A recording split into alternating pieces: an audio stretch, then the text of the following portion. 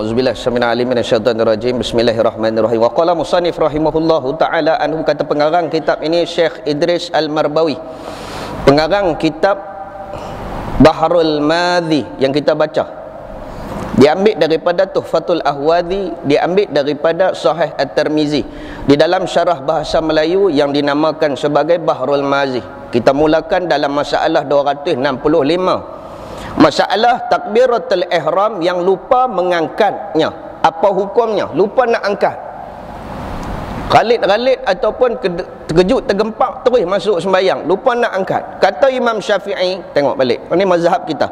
Di dalam Al-Um, kitab karangan pertama Imam Syafi'i, maka barang siapa yang lupa mengangkat takbiratul ihram, maka sembahyangnya ia hingga didatangkan dan dikerjakannya sekalian perbuatan di dalam sembahyang. Dia dah buat dah, dia ikut dah imam, lupa nak angkat, ikut dulu sampai waktu ketika nak berdiri dah. Sebab takbiratul ihram dia tak boleh duduk dalam sujud, takbiratul ihram tak boleh duduk dalam rukuk, takbiratul ihram ketika qiyam. Maka yang rakaat kedua sekali lagi angkat balik, Allahu Akbar. Maka waktu itulah dikira rakaatnya. Okey, waktu itulah dikira rakaatnya. Tapi pada penerusan untuk terus ibadah, terus dah kita duduk dalam saf, takkan duk tunggu berdiri lagi. Ada lagi yang macam tu, dia masuk-masuk, imam dah rokok sujud, dia takutlah nak sembahyang, tak, dia berdiri dah, astagfirullahalazim, astagfirullahalazim. Tengok-tengok imam duduk tahiyat, imam pula mazhab lain, dia duduk tahiyat, dia duduk iftirash, dia tak duduk sangat iqa'ah, dia tak duduk tawarruk. Ni tawarruk, iqa'ah pacak dada, iftirash dia duduk antara dua sujud, dia duduk antara dua sujud. Dia duduk astagfirullah, astagfirullah, dia duduk tunggu, nak tunggu bangkit baru dia nak buat. Tengok-tengok, assalamualaikum warahmatullahi, terbeliak sebiji seorang, habis dah, orang habis dah. Waktu dia nak buat macam mana? Jadi itulah, masuk dalam saf, terus Allahu Akbar, ikut dia. Kalau dia tu sujud, terus sujud. Tapi adakah perlu dikirakan? Jangan kira lagi, dah bangkit betul tak lagi, Allahu Akbar. Itu baru rakaat yang dikira untuk kita. Muslimin dirahmati Allah, jangan duk tunggu sampai orang berdiri baru kita nak ni, dah ikut dulu, ikut perbuatan. Ini baru orang kata sopan dalam suasana. Muslimin yang dirahmati Allah, menunggal ada ia ataupun imam ataupun makmum. Menunggal maksudnya dia sembahyang seorang ataupun dia sembahyang secara berimam ataupun ada makmum. Nescaya mengulang ia akannya sembahyang. Kalau dia tak buat takbiratul ihram pada setiap perbuatan sampai bagi salam, tak ada takbiratul ihram, tak sah. Sebab awaluha takbir, awal-awalnya takbir, wa tahliluha bi akhirih, last sekali dengan bagi salam. Dia mula dengan takbiratul ihram, maka dia habis dengan bagi salam. Tiba-tiba tak tahu bagi salam saja, tak sah sembahyang tersebut. Baik, bagaimanakah yang dikatakan takbiratul ihram? Angkat tangan perlukah? Angkat tangan ni sunat saja tuan-tuan. So bagaimana cara mengangkat dia? Sekali lagi kita bawa Imam Nawawi cerita. Tunggu dulu sabar dulu. Sinetron tak apa, dia buat cerita minggu depan, hari ni dia mula, minggu depan kena tengok kan. Bagi sabar dulu. Kita cuma nak cerita hari ni cara penyebutan yang minggu lepas, iaitu Allahu Akbar. Allahu Akbar memadai, Allahu Akbar, boleh kah? Allahu Akbar, mula nak terkeluar dah. Okey, qasad, ta'rif wa ta'yin. Sekali lalu ya, qasad iaitu niat, ta'rif iaitu apa yang kita nak buat, ta'yin pada siapa. Sekali lalu ya. Tak payah ada orang kata sahaja aku sembahyang fardu isyak, 4 rakaat tu jadi Allah. Tak payah, sekali lalu ya. Mula daripada al sampai bar, selesai. Yang selalunya kita letak tak mana? Allah, tang mat tu, Allah, baru kita letak. Sekali lalu ya. Contoh tuan-tuan, kita niat nak minum, contoh,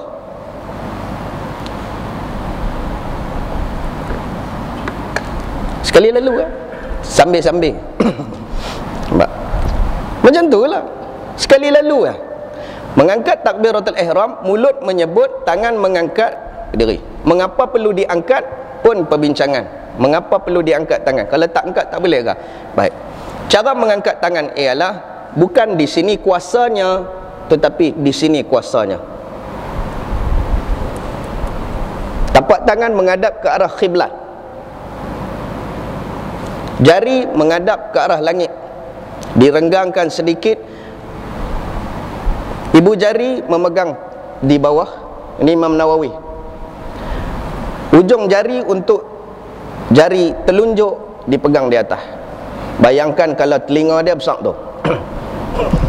Saja-sajalah. Okey. Macam tu ya. Allahu Akbar.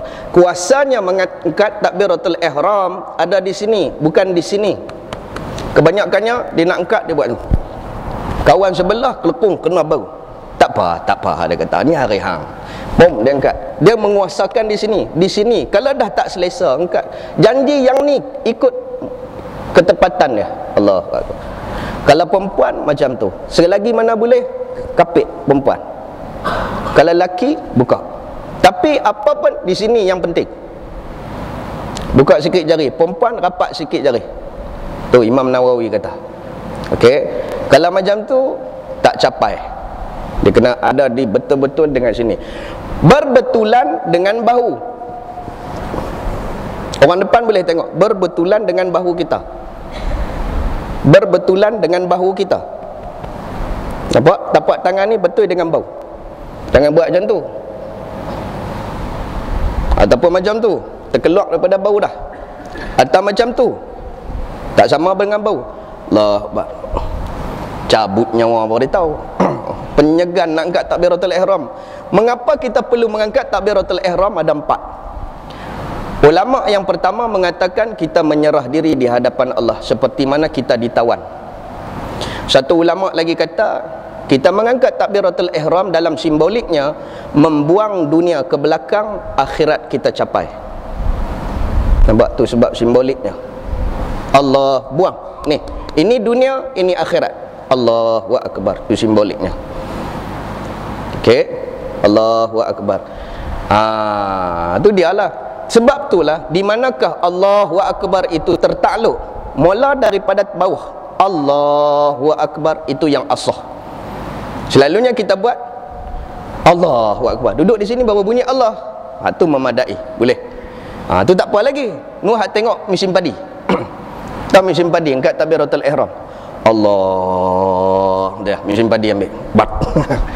Tu tak kira forklift lagi. Allah. Dia angkat. Yang bersilat pun ada. Ni mai kok mana? Ini tabi'at nama dia. Pasal apa? Nak bagi masuk dia tarik. Dia tarik baru masuk. Lah. Ni panggil siapa dia? Sulaiman Indirah mati Allah. Baik, kita sambung. Okey, saat lagi dia akan masuk dalam bab lebih terperinci.